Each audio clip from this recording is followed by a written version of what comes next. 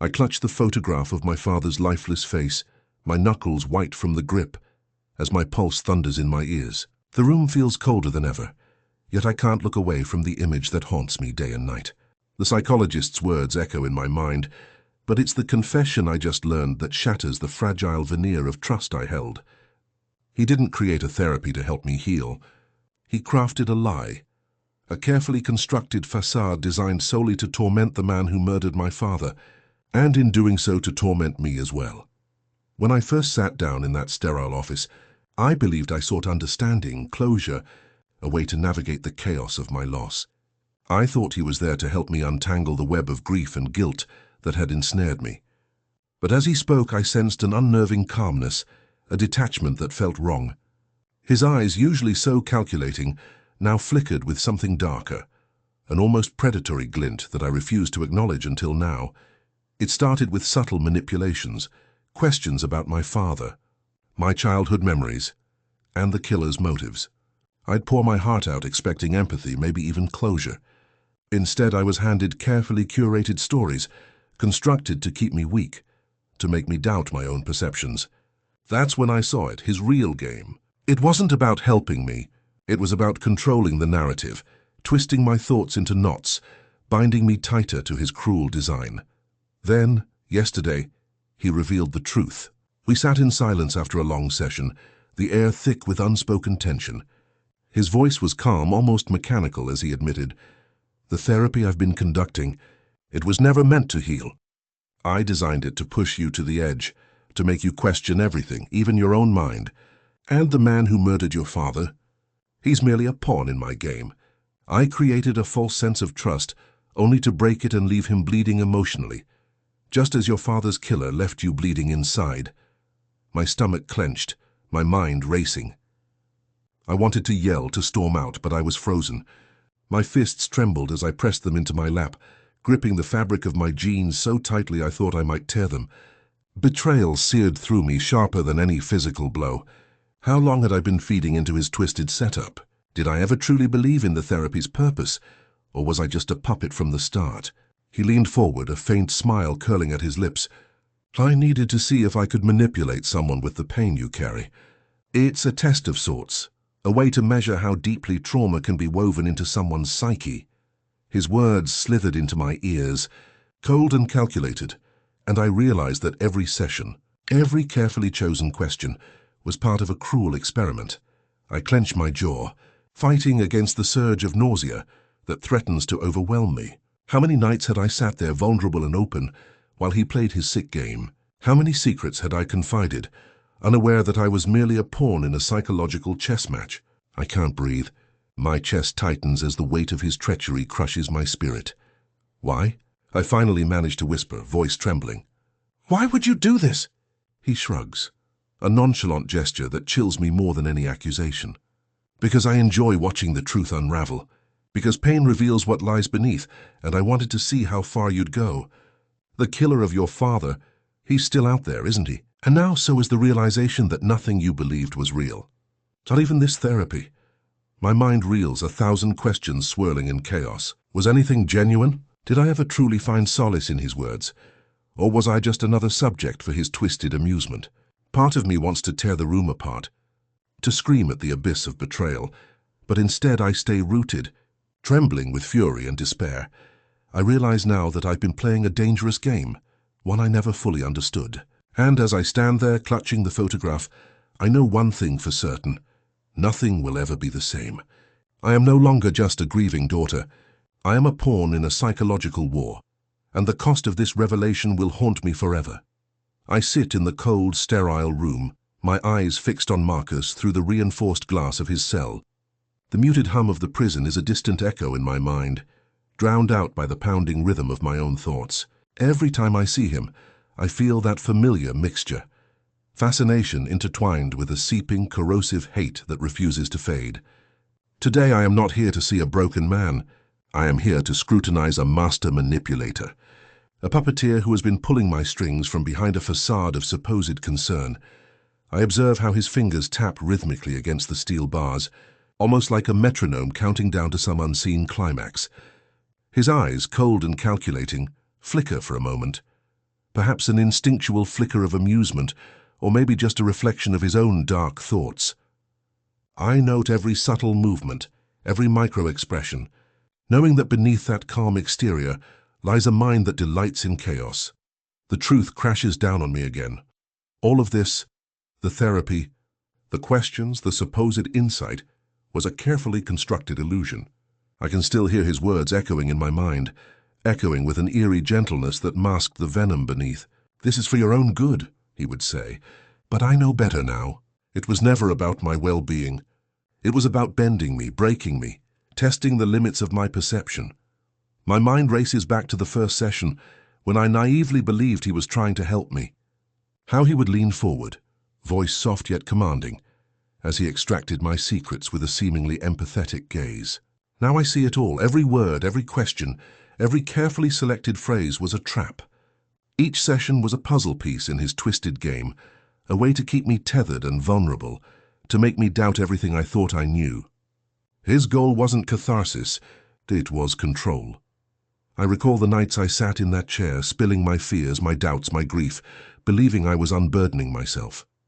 Instead, I was laying myself bare for his amusement, for his cruel experiment. It was never about healing.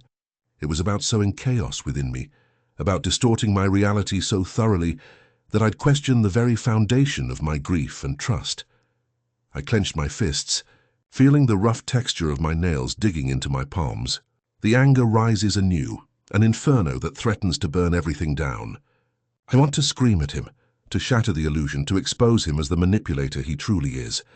But I restrain myself. Instead, I focus on my breathing, slow and deliberate, gathering my thoughts, preparing for the next move. I imagine what it would be like to confront him face to face, to unravel his secrets, to expose him for the monster he's become. I want him to see that I am not the naive girl I once was. Not anymore. I am the storm he never anticipated, the pawn who's now turning into a queen.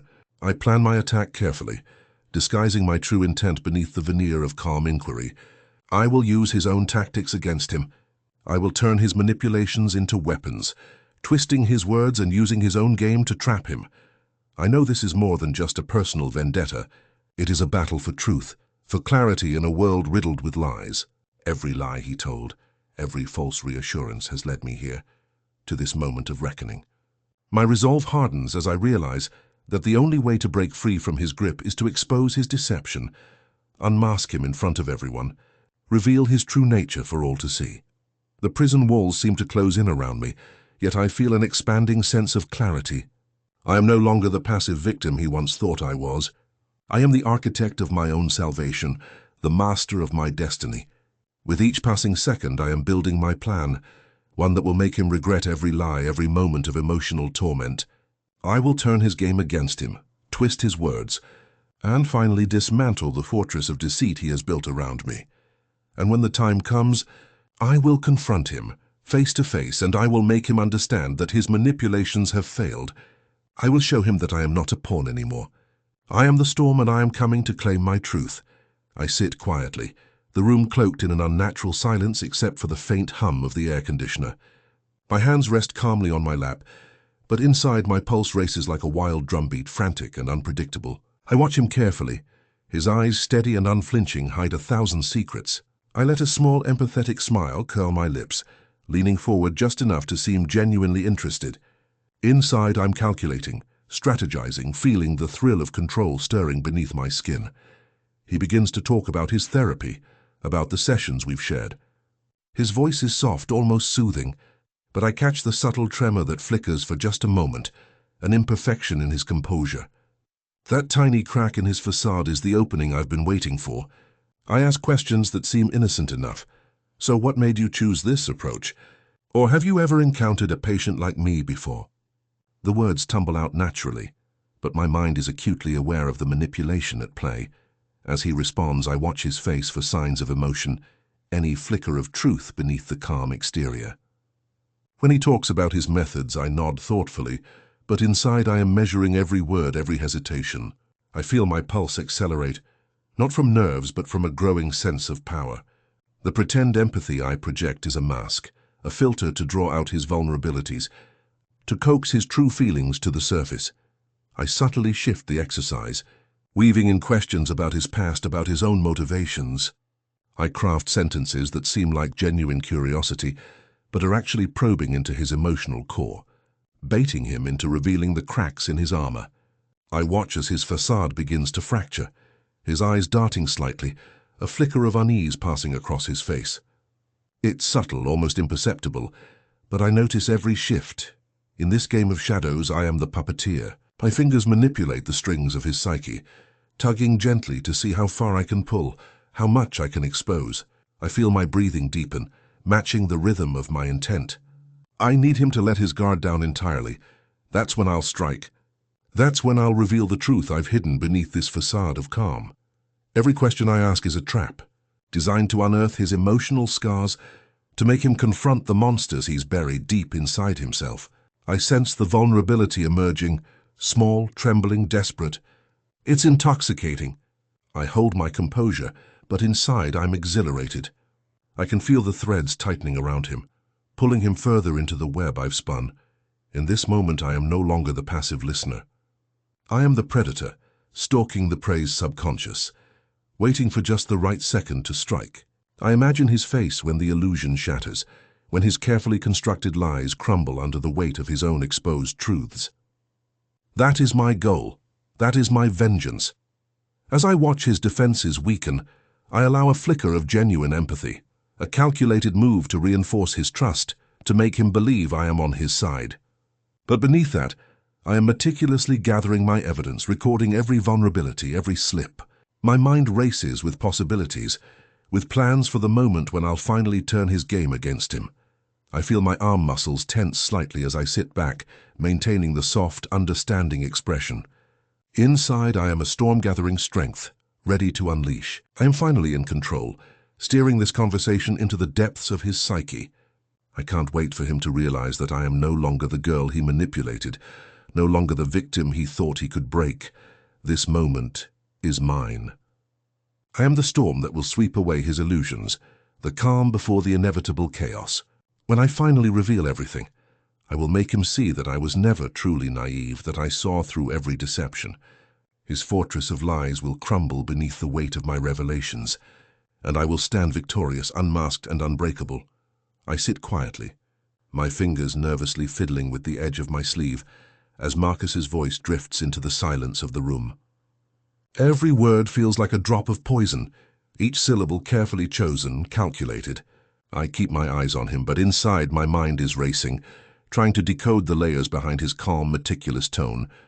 The fact that this is not therapy at all, but some twisted game he's been playing all along, sinks deeper into my consciousness with every passing minute.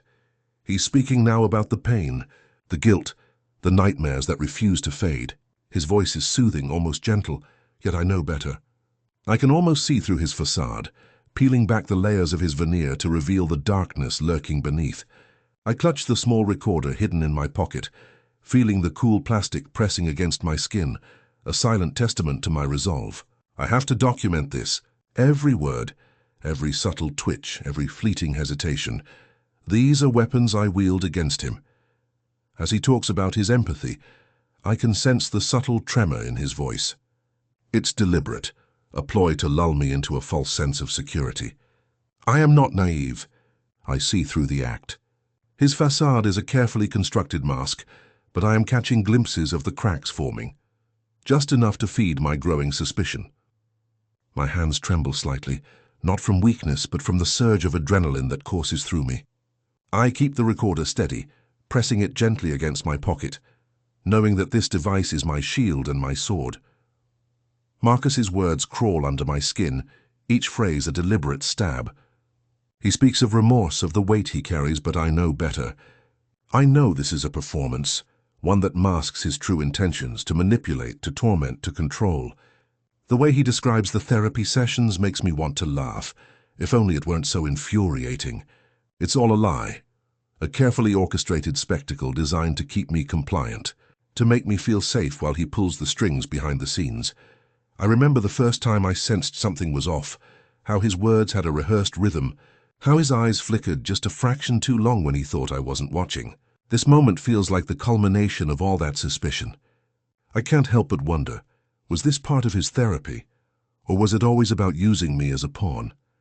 My stomach twists at the thought, bile rising at the depth of his deception. He pauses now, taking a slow breath, and I seize the opportunity.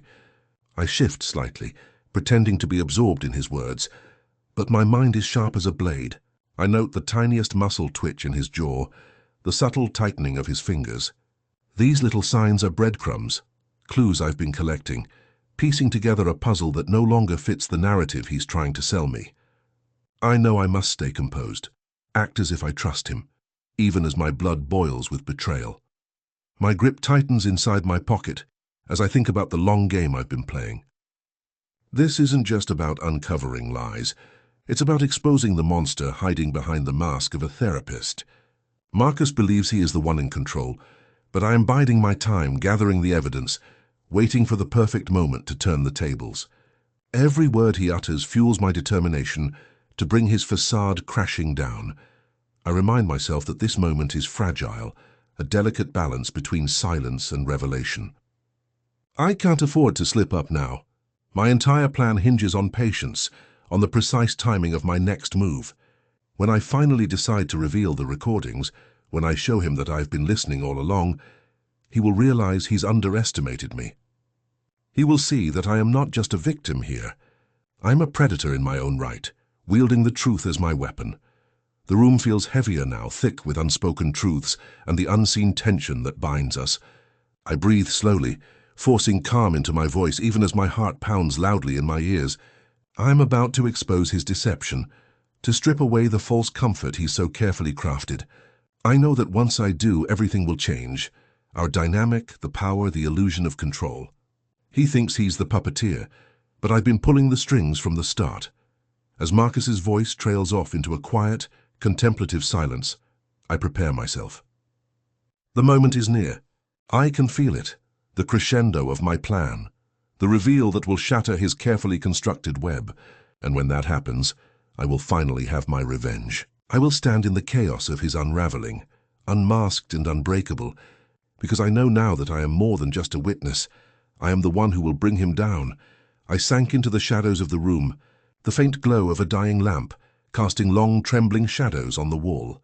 The silence was deafening, yet within it my mind roared, a tumult of guilt, rage, and bitter realization. I had come here believing I was seeking healing, that perhaps this man could untangle the knots of grief strangling my soul. But in that moment I understood I had been a fool. Nothing about this was genuine. He had worn the guise of a therapist, a guide through my darkness, but all along he had been the architect of my torment. His calm voice, the gentle tone he used to coax out my deepest fears, had been nothing more than bait. Every word, every question was meticulously designed to deepen my suffering, to keep me tethered to this elaborate spectacle of false hope. The worst part was the realization that I had allowed myself to be part of it. I had clung to his words, seeking some sliver of clarity. While he meticulously crafted my destruction, I replayed moments from the sessions, his probing questions that felt like knives slipping beneath my skin, his seemingly empathetic tone masking a sinister intent. I remembered how he had gently nudged me into revisiting the pain of my father's murder, all while secretly relishing my unraveling. It was as if he was playing a long, cruel game, and I was nothing more than a pawn in his twisted chessboard. How could I have missed the signs? How had I fallen so deeply into his trap? Now, as I sat there in the darkness, I could almost feel the weight of his betrayal pressing down on me like a suffocating shroud. I clenched my fists, the knuckles white, as I fought the overwhelming tide of shame. Was I weak? Or was I just desperate? Desperate for closure, for answers, for some semblance of control in a world that had long ago spiraled into chaos? The answer blurred in my mind, tangled with the ghost of my father's face and the bitter taste of my own helplessness. What gnawed at me most was the stark realization that this therapy had been a lie from the beginning, a cruel, elaborate ruse. He hadn't wanted to heal me. He had wanted to use my pain as a tool, a weapon to serve his own twisted purposes. He had created this false sanctuary to keep me vulnerable, to keep me chained to my suffering. And I had willingly played into his hands, craving the illusion of progress, of resolution. Now painfully aware of his deception, I felt a strange mixture of fury and relief. Fury because I had been manipulated, broken even further by his deceit. Relief because, for the first time, I saw through his veneer, recognized the predator beneath the mask. The lies that had been woven into our sessions were like chains I could finally see clearly. Chains I was ready to break. A storm of conflicting emotions churned within me. Hatred, remorse, and unquenchable thirst for justice. I knew I couldn't undo the damage, but I could seize this moment to reclaim my power. The truth was my weapon now. It was time to expose his manipulations, to reveal that behind his calm facade lurked a predator hiding in plain sight. As I sat in that suffocating silence, I promised myself that I wouldn't let this betrayal define me. I would rise from this wreckage, rebuild what was shattered, and finally confront the darkness that had haunted me for so long. Because I understood now that I was not merely a victim. No, I was the one who would unmask him. I was the one who would bring his lies into the light and end his game of shadows. In the quiet of that dark room, I plotted my next move. The guilt still clawed at my mind, but beneath it a flicker of resolve ignited. I would find the strength to face whatever came next, knowing that this revelation was only the beginning. The real confrontation had yet to come, and I was ready for it. For once I could see clearly. I could feel it, my power returning, my purpose awakening. And I would no longer be a pawn. I would be the judge, the executioner of this twisted game he had played with me all along. I couldn't tear my gaze away from Marcus as he began to weave his elaborate tapestry of pain. His voice, steady and deliberate, recounted a childhood marred by neglect and abuse. Stories that sounded almost too perfect, too conveniently tragic. I watched every flicker of his expression, searching for cracks, for some sign that this was just another manipulation. But his face remained composed, as if the darkness he described was not only real, but also precisely tailored to my own scars. My mind spun with memories of my own past, lost in the wreckage of grief, loneliness, the ache of a father's absence that carved itself into every fiber of my being. I had thought I understood loss, had convinced myself that I had already buried the worst of it. But now, as Marcus painted his fabricated trauma, I felt my own buried wounds surface, merging with the shadows he conjured. I started to invent my own stories, snippets of my childhood that I'd never dared to confront. A mother who left, a father who was swallowed by despair, every detail more grotesque than the last. I told myself that I needed to match his darkness, to drown him in the depths of my own despair. My past, I realized, was a mirror of his, both of us broken, both of us lost, but now I saw how I could twist that pain into a weapon. His words painted a picture of relentless suffering, an abusive household, neglect so severe it had scarred his soul, turning him into the monster I now faced.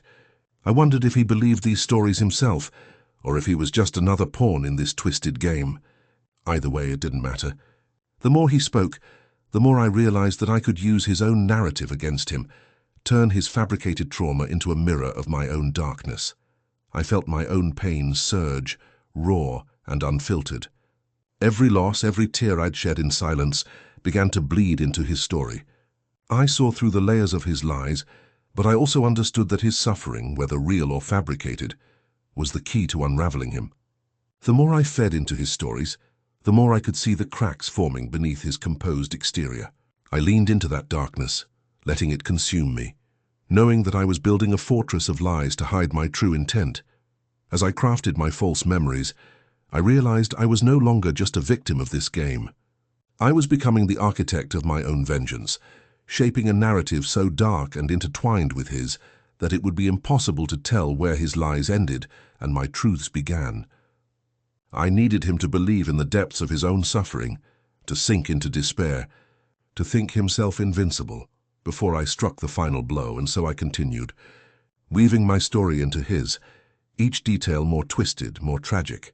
I imagined the pain of betrayal, of abandonment, of feeling invisible in a world that had always ignored me. I told him of nights spent in fear, of the numbness that had become my only companion. I watched his face closely, gauging his reactions, knowing that every word was a step closer to breaking his carefully constructed facade. In this dark dance of deception, I felt my own pain intensify, but it was a kind of catharsis.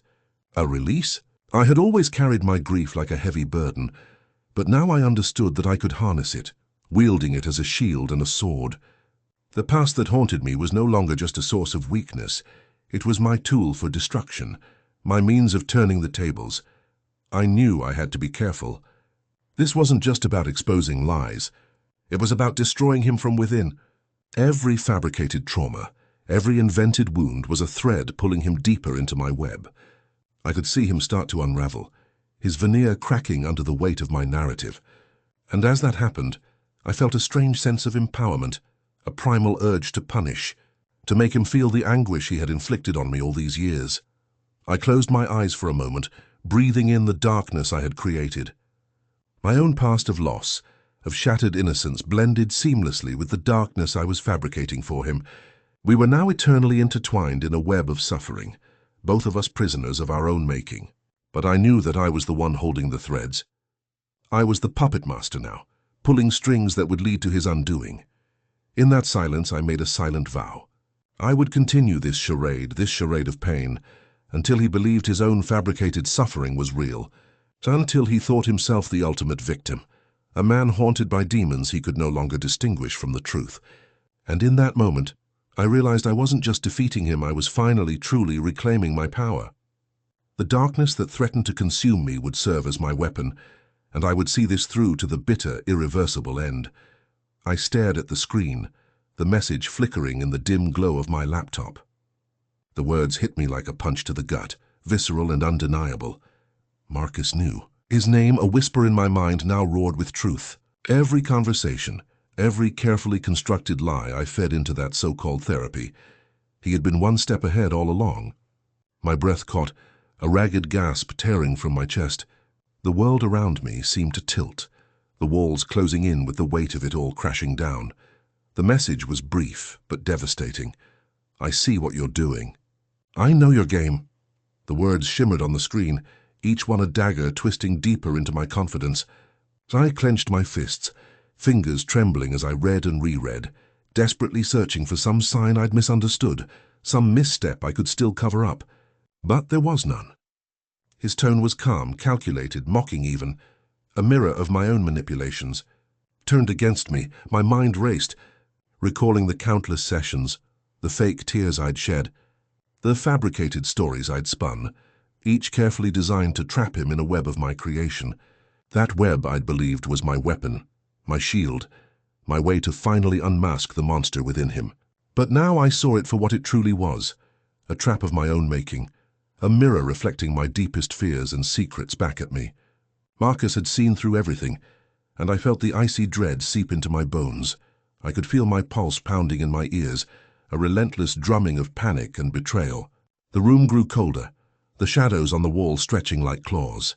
I had always known this would come to an apex, my deception, my carefully woven lie, poised to collapse under the weight of exposure.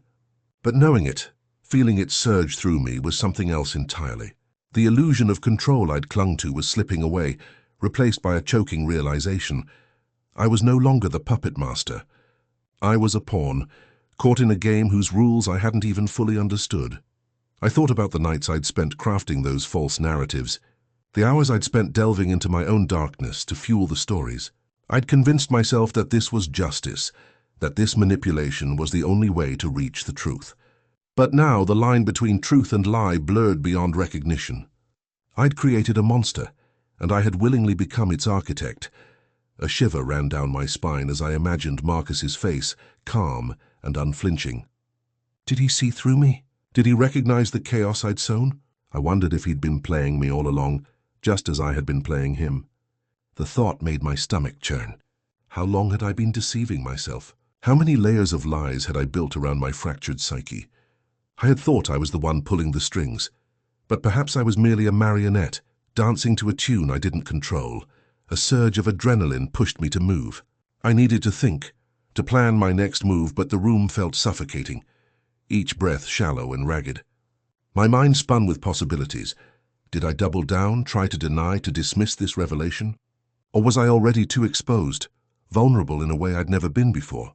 The fear of losing everything, of being unmasked, gnawed at me with relentless persistence. In that moment, something shifted. The facade I'd meticulously built cracked just enough for me to see the raw, trembling core beneath. I realized that my pursuit of vengeance, of reclaiming power, had already brought me to the brink of destruction. The game I'd played, so carefully crafted to manipulate him, was starting to consume me from the inside out. The darkness I'd wielded so deftly now threatened to swallow me whole. I swallowed hard, trying to steady my trembling hands. The room, once filled with the illusion of control, now felt like a prison. My heart pounds a frantic rhythm. Fear, anger, shame, all tangled into a single overwhelming ache. I had no choice but to confront the truth. Marcus had seen through my facade, and I could no longer hide behind my lies.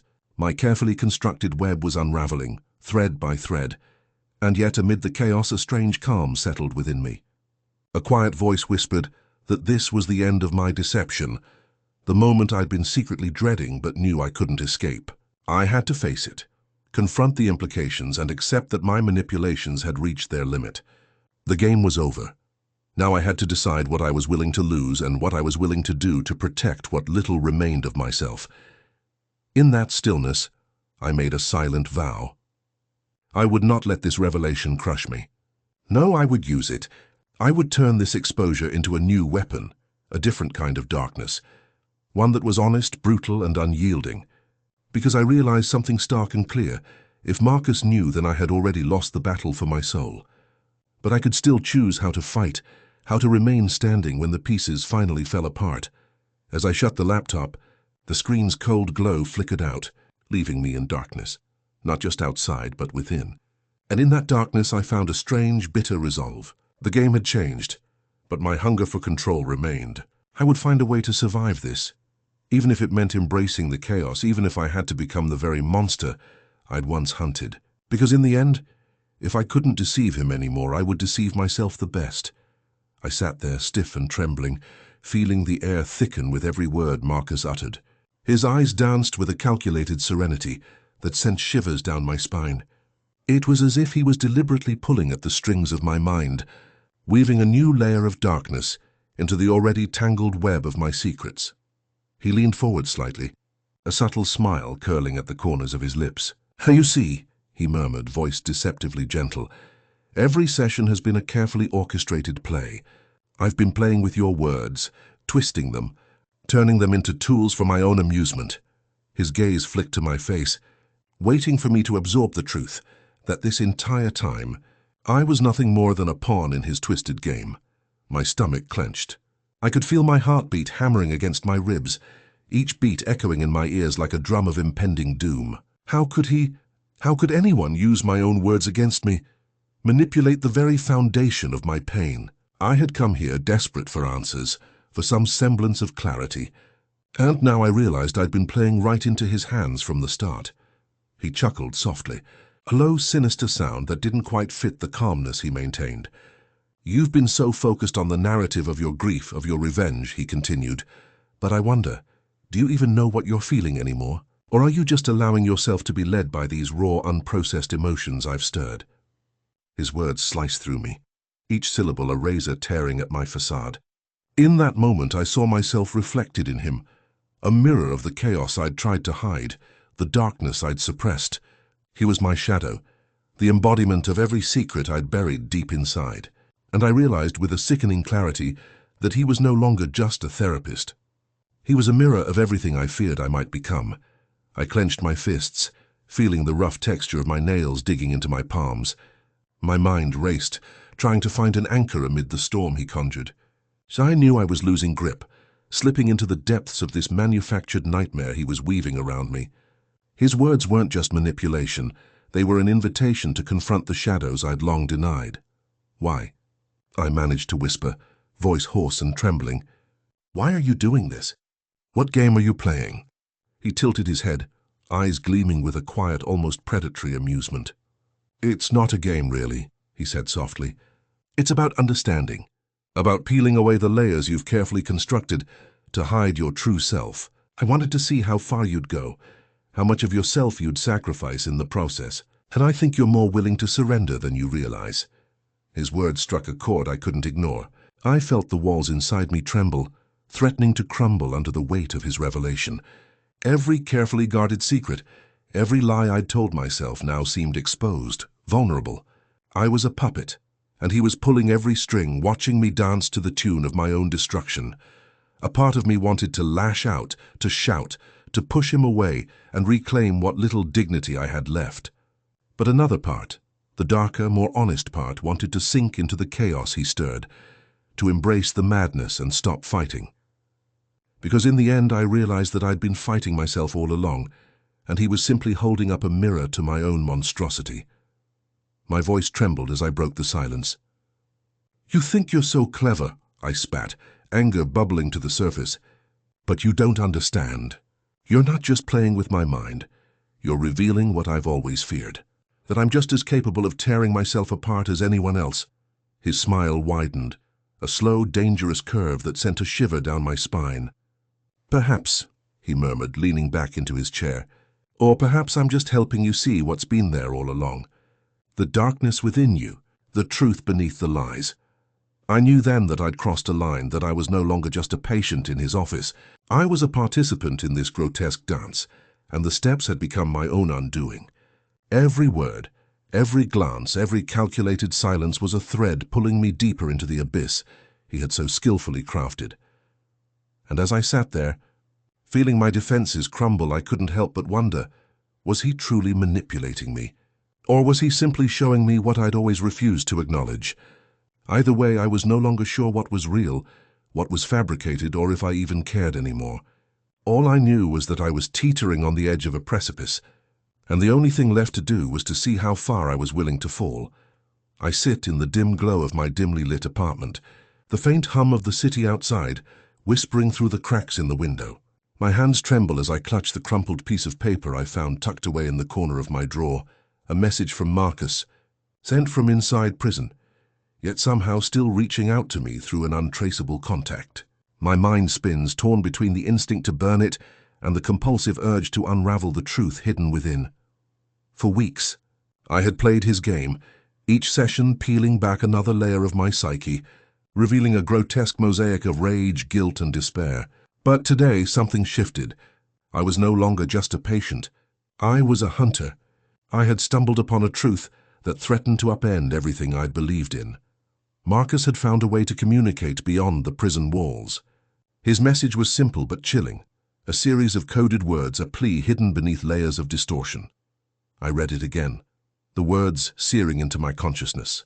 "They're watching us," it said. The simple phrase sent a shiver down my spine. Who was they? Was it Marcus himself, or some shadowy force pulling strings behind the scenes? I knew in my gut that this was no coincidence. Somehow Marcus had managed to breach the invisible barrier that separated him from the outside world, using a secret contact, an accomplice, a messenger, or perhaps even a puppet master. My mind races. Do I ignore it, pretend I never saw? Or do I push deeper, risking everything to uncover the truth? The temptation to dismiss it as a delusion is strong, a protective lie, I tell myself, but the flicker of doubt flickers brighter. What if Marcus truly has allies on the outside? What if he's orchestrating a new layer of torment for me? A chess game I didn't even realize I was part of. The thought of continuing to feed into his twisted narrative makes my stomach churn. But surrendering seems worse.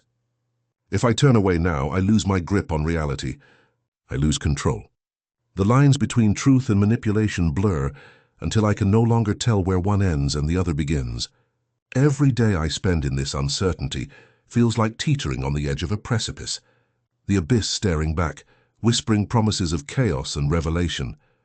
I take a shaky breath, feeling the weight of my decision pressing down on me. Do I confront him? Do I dig deeper into the shadows he's cast around me?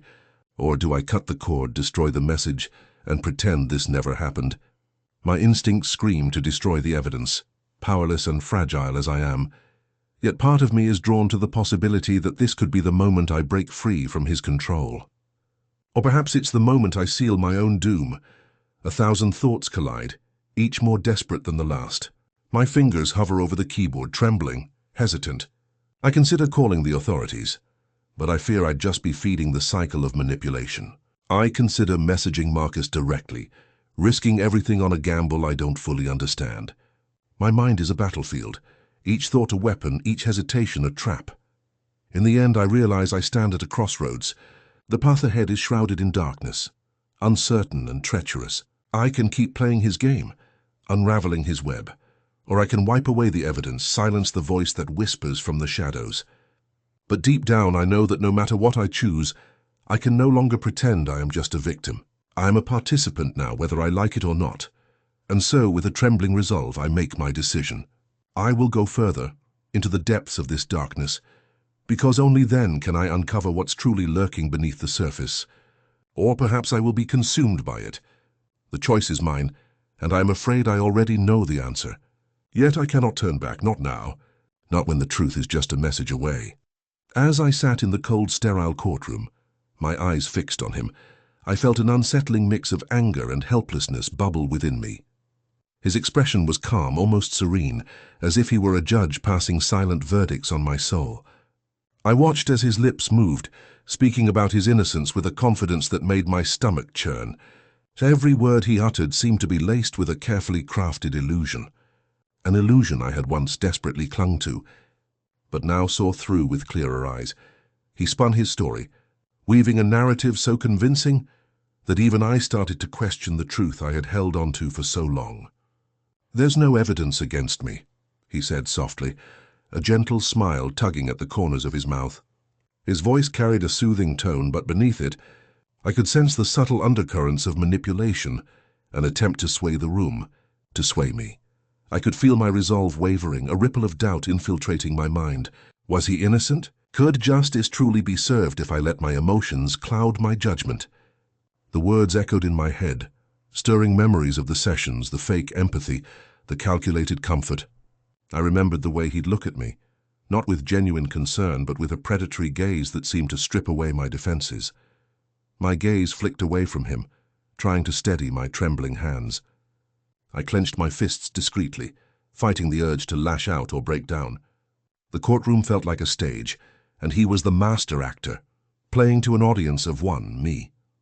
I wondered how many others had fallen for his charm, how many had been manipulated, their stories distorted by his carefully curated facade. He continued, his voice now dipping into a softer register, almost whispering, as if trying to seduce me into doubt. You see, I've always believed in justice, in the truth, but sometimes truth is just a matter of perspective. Each word was a calculated move, intended to make me question everything I thought I knew, and yet beneath the veneer of calm, I sensed an even darker intention, an intention to keep me trapped in this web of lies, to make me doubt my own memories, my own perceptions. I felt a strange, cold sensation crawl up my spine, part fear, part fury. How could someone who claimed to be innocent manipulate my mind so effortlessly? Did he genuinely believe in his innocence, or was he just a master of deception? The ambiguity gnawed at me, threatening to unravel the fragile thread of certainty I had managed to cling to. The room grew heavier, silence thickening as the judge pressed a button, signaling the end of the hearing. I slowly rose to my feet, my knees weak but my mind alert. As I passed him, our eyes met for a fleeting moment. His gaze lingered inscrutable. I could sense his satisfaction, the way he thought he had won yet another round. Walking out of the courtroom, I was overcome with a whirlwind of emotions, anger, despair, and a deep, gnawing doubt. Was I simply a pawn in his game? Had I been so blinded by grief and pain that I failed to see the truth behind his words? The thought haunted me as I exited the building, the towering prison of glass and steel reflecting a fractured version of myself. In that moment, I realized that my pursuit of justice was no longer just about uncovering facts. It had become a battle against a master manipulator who understood the power of deception. His confidence was a mask for his cunning, and I knew I had to be even more vigilant. Every instinct screamed to trust no one, to dig deeper, to expose the darkness lurking beneath his polished veneer. But beneath all that, a small, stubborn voice within me refused to give up. I would find the truth no matter how tangled, no matter how painful. I had come too far to turn back now. The courtroom had revealed his facade, but it also revealed my strength, the resolve to see through the lies and confront the real monster hiding behind the innocent mask. As I stepped into the cold afternoon air, I took a deep breath, feeling the weight of the day settle into my bones. The battle was far from over. My mind raced with plans, doubts, fears, Yet amid the chaos, one thing was clear. I would not let his words, his illusions, define my reality. I was determined to uncover the truth, even if it meant facing the darkest shadows of my own mind. I sit across from her, my hands trembling slightly, despite my best efforts to appear composed. Her eyes scrutinize me, searching for cracks in my facade, cracks I've desperately tried to conceal. The room feels smaller, the air thicker, as if the walls themselves are closing in. I can feel the weight of her stare pressing into me, demanding answers I'm not sure I have the strength to give. She's always been intuitive, but today her intuition cuts deeper than ever. Her voice, soft but edged with concern, breaks the silence. "You've been acting strange lately," she says, her brow furrowing. "You're avoiding me, lying about where you've been. I see the obsession in your eyes, the way you pore over those damned files. And I know you're hiding something." A cold sweat beads on my forehead, and for a fleeting second I want to deny everything, deny the chaos inside me, deny the truth that's clawing its way out. But her words cut through my defenses like a blade, revealing the cracks I've tried so hard to hide. My mind races to find a way out, a way to salvage what little control I still cling to, but all I can do is sit there, trembling in the gravity of her revelation.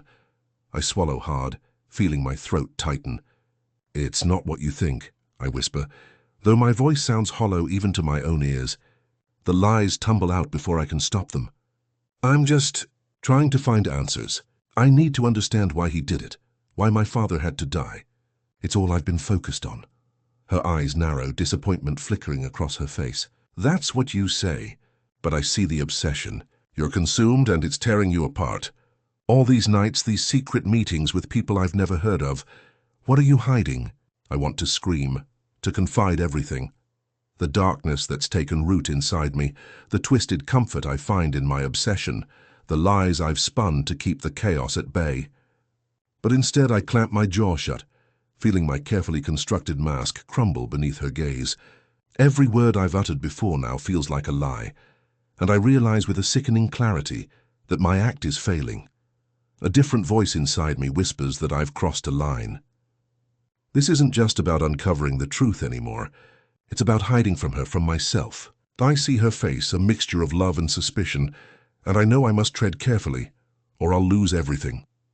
My eyes flick to the window, where the world outside continues obliviously.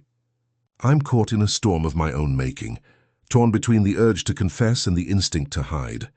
The facade of control I once wielded like armor is shattering, and I feel exposed, vulnerable to her judgment, to the unraveling of my carefully maintained equilibrium. I need time," I finally manage to say, voice trembling.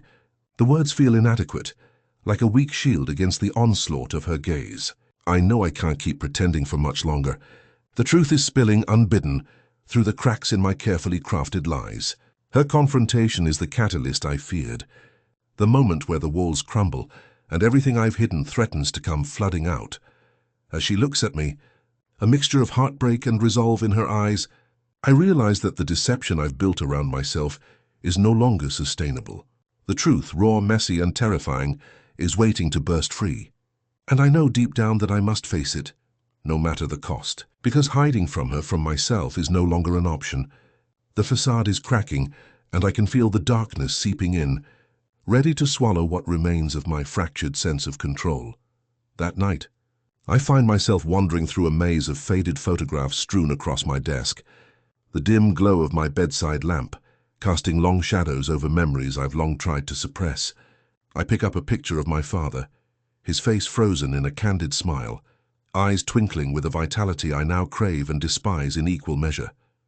The ache surges anew, a tidal wave of grief and fury that threatens to drown me.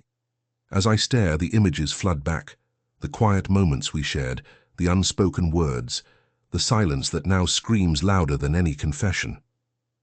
I clutch the photo tightly, feeling the rough edges pressing into my palm, grounding me in the raw reality of what I've sacrificed to sustain this facade. My decision to craft this elaborate lie wasn't born from ignorance or naivety. It was a calculated act, a twisted necessity, driven by the darkness I refused to confront. I remember the first session vividly, the way his voice was soothing, almost soothing to the point of mockery. His words carefully chosen, laced with an unsettling calmness, as if he were peeling back my layers to reveal some secret I didn't even know I carried. Every question felt like a needle, each revelation carefully designed to destabilize my core. I remember the moments I caught myself wanting to believe him, wanting to cling to some flicker of hope that this was healing, that somewhere beneath the layers of manipulation there was truth, but no, truth had become a ghost, haunting my every waking hour. I could see the careful choreography in his eyes, the subtle smirk that betrayed his facade of concern. It was all a game, one I had been unwittingly playing into until tonight. Tonight those lies felt suffocating, their weight pressing down on my chest with brutal clarity. I think about how I uncovered his secret, that the therapy I'd trusted, the safe space I'd believed I was in, was nothing but a trap. He admitted in hushed tones that his creation of a false therapy was a torture device, a tool designed solely to torment the father's killer, me. That every encouraging word, every empathetic gesture was a calculated move to deepen my wounds. The betrayal sears through my veins, sharper than the cuts I'd imagined in my darkest nights. How easily I'd fallen for his guise of understanding, how blind I'd been to the manipulation lurking behind his calm exterior. The realization strikes me like a thunderclap. This wasn't healing. It was a weapon. I recall the moment when I first sensed the deception, a flicker of doubt that I dismissed as paranoia. Now it's a blazing inferno. I can see it all. The subtle shifts in his tone, the way he leaned in just a little too eagerly, the particular cadence of his questions that seemed designed to unearth my vulnerabilities. Every session, every word, was a thread woven into this cruel tapestry meant to keep me anchored, helpless in his web. And yet, amidst this tempest of anger and sorrow, a stubborn ember persists in my chest. I refuse to let him win, even as the lies threaten to suffocate me. I feel betrayed, yes, but I also feel a strange sense of clarity emerging from the chaos. This revelation, as devastating as it is, forces me to confront the reality I'd denied for so long, that I am a victim of something far more insidious than I realized. That the pain I carry isn't just from my father's death, but from the betrayal of trust I had rooted my salvation in. My fingers tremble as I clutch the photo tighter, pressing it against my chest as if to keep some part of him alive within me. His face seems to stare back, not with love, but with a cruel, knowing smirk. I feel the weight of his deception, and I realize I'm no longer the same person I was when I first sat down in that room, eager for answers. There's a strange comfort in the chaos, an acknowledgement that I must face the truth no matter how ugly or painful it may be. Tonight I am no longer a pawn in his game. I am a survivor, battered but unbroken, ready to tear down the false sanctuary he built around me, because what's left of my soul demands honesty. Even if it shatters everything I've held dear, I owe it to my father, to myself, to finally see through the shadows and walk into the light of truth. I sit in the dimly lit room, my palms clammy, trembling slightly as I clutch the edge of the chair. Marcus's eyes meet mine, calm and unreadable, yet beneath that surface I can sense the storm brewing, his mastery at concealment. Tonight I've come prepared, not just to confront him, but to turn his own twisted game against him. The air feels thick with unspoken truths, and I know this will be the final act in a long, agonizing dance. My mind races through every word he's uttered, every calculated gesture designed to manipulate. I remind myself, this isn't about him anymore. It's about shutting down the puppet master, who has pulled my strings for too long. I've played along, nodded, shown vulnerability, each response carefully measured, yet now I cut through the facade. I need him to see that I'm no longer the naive victim he exploited, but a force that can dismantle his carefully spun web. I lean forward, voice steady, but edged with controlled intensity. You think you've won, don't you? That all your lies have broken me, but I see it now. Your game was never about helping me find peace. It was about punishing me, about feeding your sick need for control. My words hang in the air, raw and unfiltered. I watch as his eyes flicker, just for a moment, revealing a flicker of surprise, perhaps even a hint of fear, before he quickly masks it behind his usual veneer. A slow smile curls my lips as I pull from my bag a photograph. A simple, innocent picture of my father, smiling in a moment of rare serenity. I place it on the table deliberately, So he is forced to confront the truth I've come to realize. The lies have only deepened my wounds, but they've also illuminated the path to my liberation. This is what you tried to erase, the memory of him, the truth. But I won't let your darkness consume that anymore. I'm done playing your game.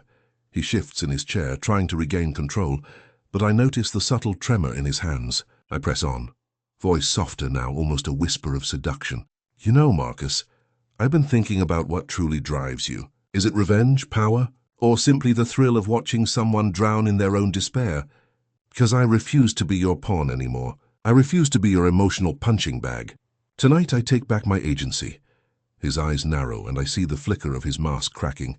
That's when I make my move. An emotional manipulation of my own, but one rooted in truth. I want you to understand something. I've been pretending I was okay, pretending I didn't see the cracks in your facade. But I know what's behind that calm exterior. The darkness, the pain, the twisted satisfaction you get from tearing others apart. And I've realized I don't have to carry this burden alone anymore. I've decided I will expose you, not just to myself, but to everyone who's been blinded by your charm. I stand slowly, every step measured, each word weighted with purpose. Tonight is the end of your game.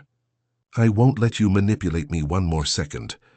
I've spent so long wrapped in shadows, trying to find meaning in a lie. But I'm done hiding. I am finally ready to face the truth, that my pain, my scars, are not just remnants of my father's death, but proofs of the betrayal I was too frightened to see before. And now I'll make sure everyone knows what you truly are. As I lock eyes with him, a calm, almost deadly resolve settles within me. I am no longer a victim. I am the storm that will wipe away his false sanctuary, because I've learned that the greatest manipulator is not just the one who pulls the strings, but the one who convinces you that you're powerless to cut them. Well, I've decided. This game ends tonight, and I will walk out of this room not broken, but finally free.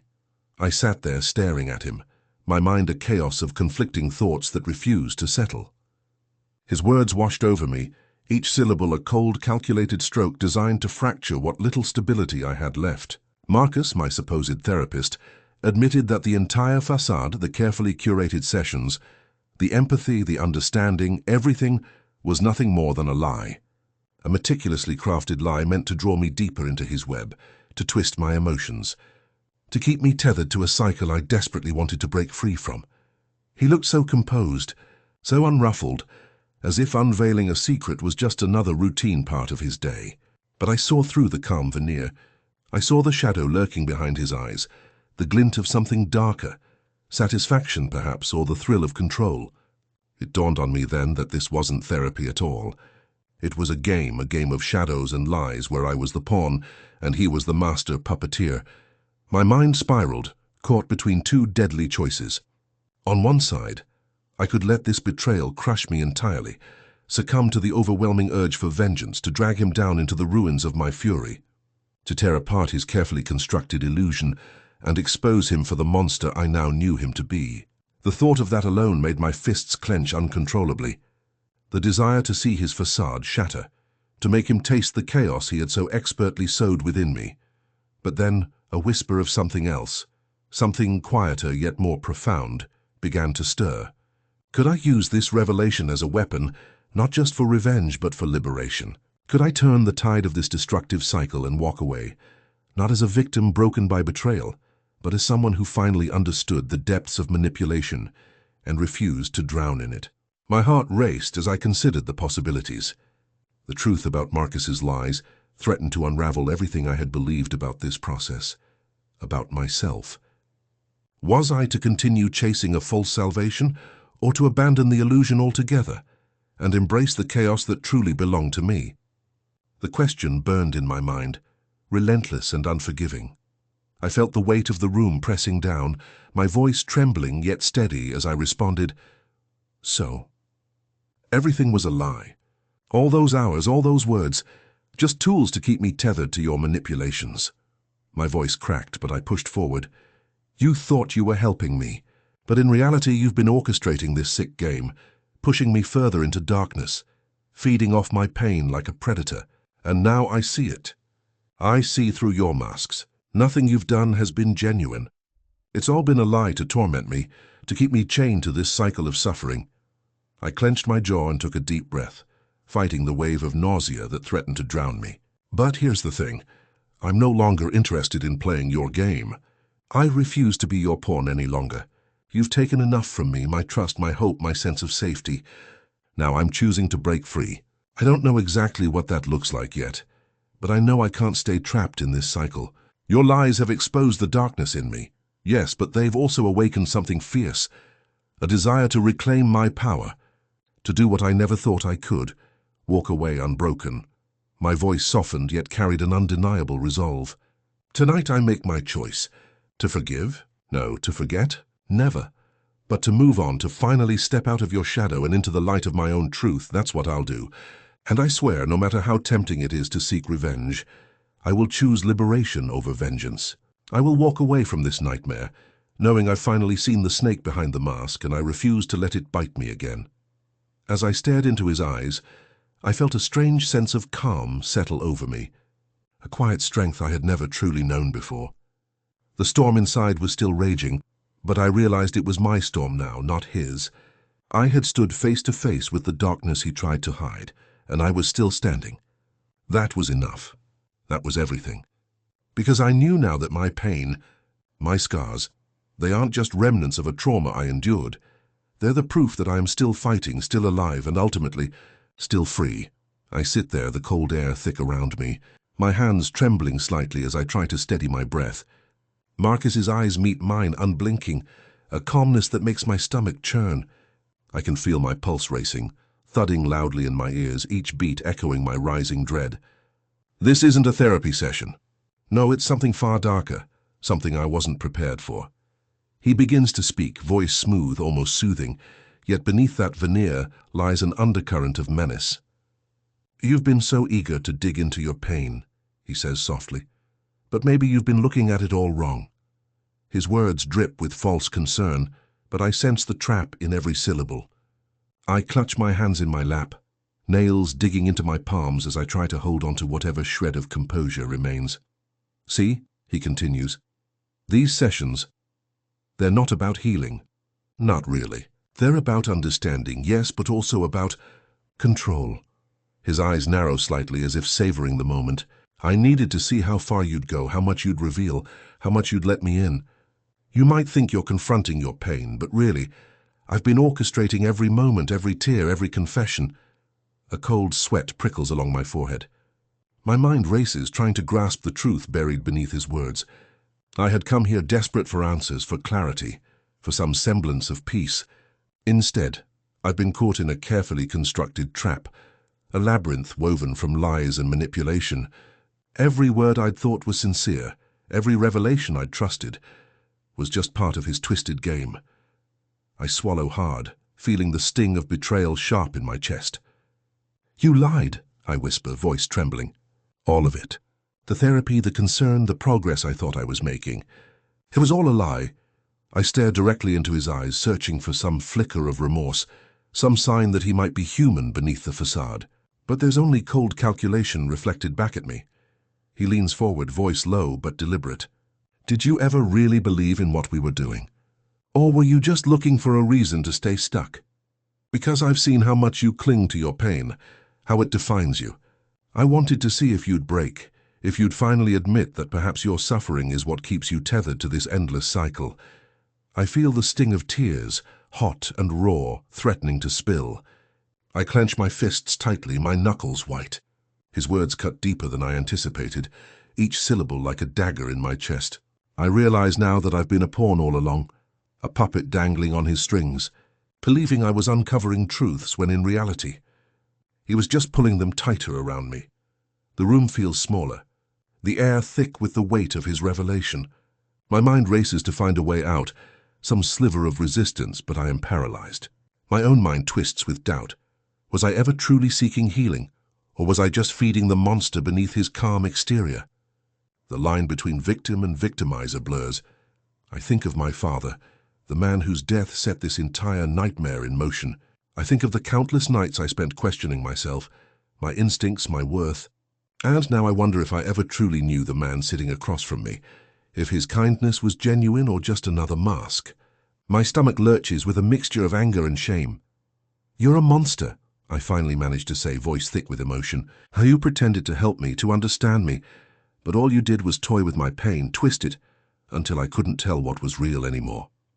My words tumble out, each one heavy and raw. "You're not a therapist. You're a tormentor, a predator hiding behind a false veneer of concern." His lips curl into a faint, almost satisfied smile. "Maybe," he admits softly. "Or maybe I was just giving you what you needed, an honest look at yourself. You've been running from the truth, but the truth is your pain is a weapon, and I just helped you wield it. Now you see it clearly, don't you?" I shake my head, feeling the edges of my resolve fraying. 1,000 questions swirl in my mind. How long has he been playing me? Was our entire relationship a calculated game? And most terrifyingly, can I ever trust myself again after this? The silence stretches painfully. I want to scream, to tell him to leave, to erase everything I've just learned. Instead, I sit there, trembling, my mind a storm of anger, fear, and betrayal. I have no idea what comes next, but one thing is certain. I will never be the same after this revelation. I gather what little strength I have left and stand slowly, knowing that the path ahead is riddled with shadows. The betrayal has carved a deep scar into my soul, but somewhere inside a flicker of defiance ignites. I won't let him win. I won't let his lies define me anymore. As I turn to leave, I carry the weight of his deception with me, a heavy burden, but also a spark of newfound clarity. I may have been a pawn in his sick game, but I am still here, still fighting. The truth is out now, and I refuse to let the darkness consume me. I walk away, silent but unbroken, determined to find my own light, even if it's just a faint glimmer at the end of this nightmare. As I sat there, the truth crashed over me like a tidal wave, relentless and overwhelming. His words echoed in my mind, each syllable a blow that chipped away at the fragile shell I had painstakingly built around myself. I had thought I was seeking answers, salvation even, but instead, I uncovered a twisted labyrinth of deception, crafted with the precision of a master manipulator. My obsession, which I once held as a beacon guiding me through the darkness, now felt like chains anchoring me to a sinking ship. Every moment I spent in that room, every confession I had believed was genuine, compounded my guilt and shame. I could feel them creeping into my bones, gnawing at my sense of self. The realization that I had been a pawn in his sick game was a revelation so devastating, it threatened to fracture my mind. I fought to keep my composure, but my hands trembled uncontrollably, betraying the storm raging inside me. The room seemed to close in, shadows stretching long and sinister, swallowing any remnants of clarity I clung to. My head spun with the memory of each lie, each false concern masked behind that veneer of professionalism. I remembered the tenderness he had shown, the moments I had thought were genuine, now twisted into cruel tools to deepen my torment. The accusations I had hurled at myself, the guilt that had haunted my every waking moment, were they all built on the foundation of his deception? Had my obsession with uncovering the truth only fueled his dark amusement? I questioned everything. My memories, my perceptions, my very sanity.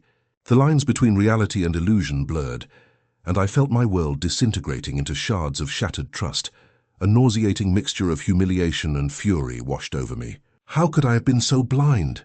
My relentless pursuit, the hours spent dissecting every detail, those sleepless nights when I convinced myself I was getting closer to justice, had been nothing but a cruel illusion. I clutched my head, desperate to hold on to some semblance of control, but it was slipping through my fingers like grains of sand. I saw his face in my mind, the calm, calculating expression that had always masked his true intentions. That calmness now seemed sinister, a mask hiding the abyss beneath. Each word from his lips felt like a dagger, carving scars into my psyche. I wanted to scream, to lash out, to destroy everything that reminded me of this betrayal. But instead I sat there, silent, feeling the weight of shame crushing down on me, shame for trusting, for obsessing, for not seeing the truth sooner. As the minutes stretched into an eternity, I realized that my obsession had led me to this precipice, an abyss from which I might never fully emerge. The guilt and shame threatened to engulf what little hope I had left, their dark tendrils wrapping tightly around my heart.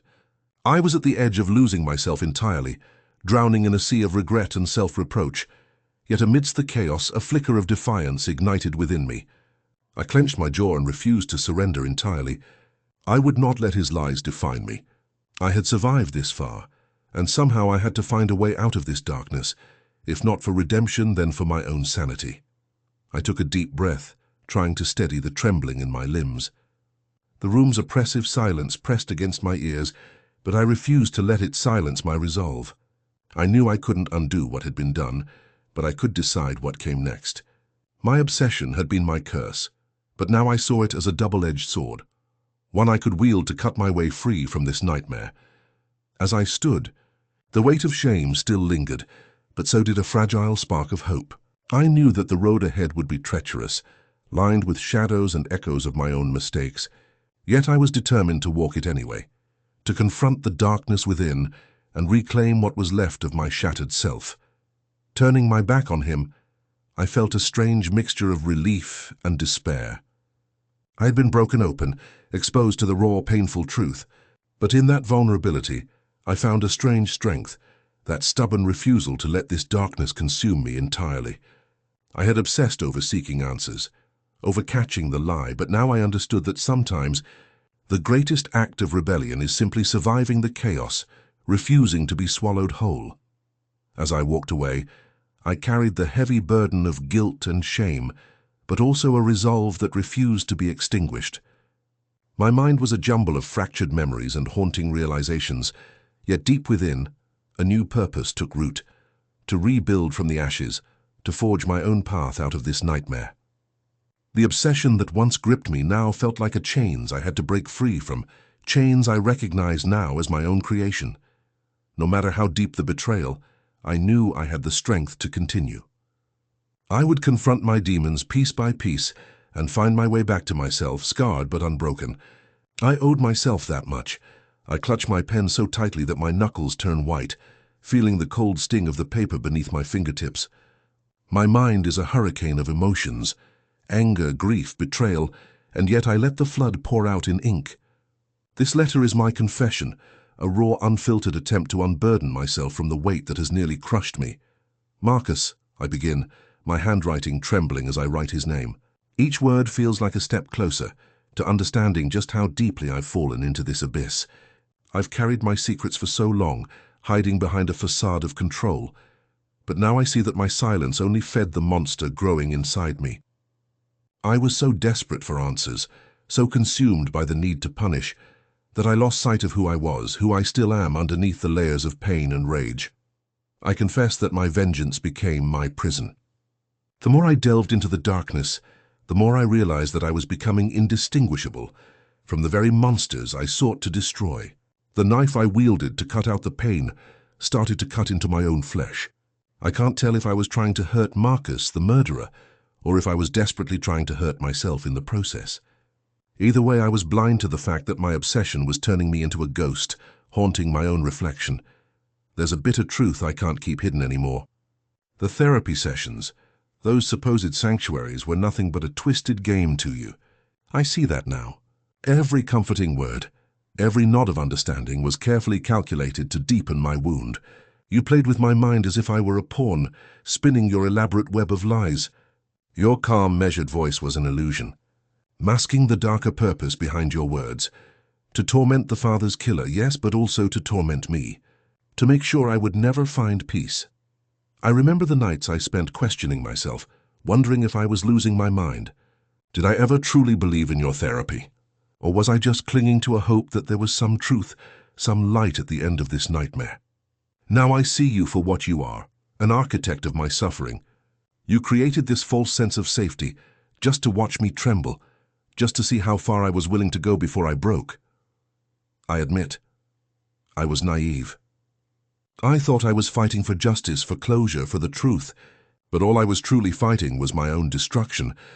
The vengeance I clung to was a double-edged sword, something that seemed to give me power, but ultimately threatened to shatter what little remained of my soul. I used to believe that revenge would set me free, but now I understand that it chained me tighter to my pain. And so I write this letter not just to expose your lies, but to face my own demons. I have been a victim of your cruelty, yes, but I am also a survivor. I realize that the weapon I wielded, My relentless pursuit of retribution almost killed me too.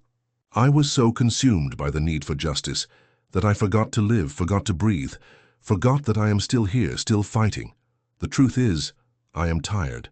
Tired of the charade, tired of the masks, tired of pretending that I am okay. I am broken in many places, scarred from the battles within my mind, yet I refuse to be defeated completely. I refuse to let this darkness define me, even as it threatens to swallow me whole. Writing these words is my act of rebellion, my declaration that I am still standing, still fighting to reclaim my life. Marcus, I want you to know that I see through your illusions now. Your therapy was never about healing. It was about control, about inflicting pain until I was nothing more than a shell of myself. But I am more than your twisted game. I am the author of my own story, and I choose to write the ending myself. No longer will I be a pawn in your cruel game. I'm not sure what the future holds, but I do know this. I will carry my scars with pride, not shame. I will face whatever comes next, with the fierce determination of someone who has stared into the abyss and refused to be consumed. My vengeance, my obsession, has almost destroyed me, but it has also awakened a part of me I never knew existed, an unyielding strength that refuses to be shattered. So, this is my confession. My truth, my final act of defiance. I release myself from your grip, Marcus. I no longer need your lies to define me. I am still here, still fighting, and I will find my way out of this darkness, one step at a time, one breath at a time. I owe myself that much, at least. I sit in front of the cracked mirror, my reflection a fractured mirror of my soul. The dim light casts shadows across my face, accentuating the lines drawn by sleepless nights and relentless obsession. My eyes, once filled with hope, or at least some semblance of peace, now stare back at me with hollow certainty. As I trace the contours of my face with trembling fingers, I realize how far I've come and how far I've fallen. For months, I believed I was forging a path to redemption, a way to understand the darkness that had consumed my life since that terrible day. Marcus's words echoed in my mind, promises of clarity, healing, salvation, but in truth I was only digging a deeper hole. That so-called therapy, no, it was a facade, a cruel trap I willingly slipped into. I let my guard down hoping for salvation, only to find myself drowning in a sea of manipulation and lies. I remember the first session. His voice was soothing, almost hypnotic, lulling me into a false sense of security. I trusted him then, convinced that he had some secret key to unlocking my pain. But as the weeks dragged on, I noticed subtle shifts. His questions no longer aimed at healing, but at unraveling my very core. He probed, pushed, twisted the truth until I couldn't tell where his words ended and my despair began. It was a game to him, a sick dance where I was both participant and prey. The revelation hit me like a thunderclap one night.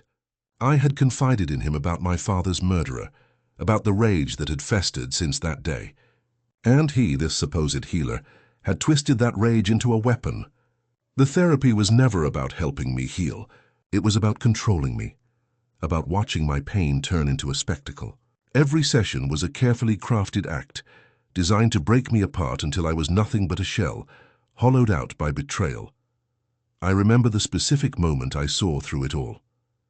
When I realized that his calm, reassuring tone was nothing more than a mask concealing his true intent. Beneath that veneer was a predator, a manipulator feeding off my suffering. That realization shattered whatever remaining trust I had, leaving me with a bitter taste of betrayal. I could feel the mask slipping, exposing the darkness lurking underneath, darkness that Marcus had nurtured with his carefully chosen words and hidden agendas.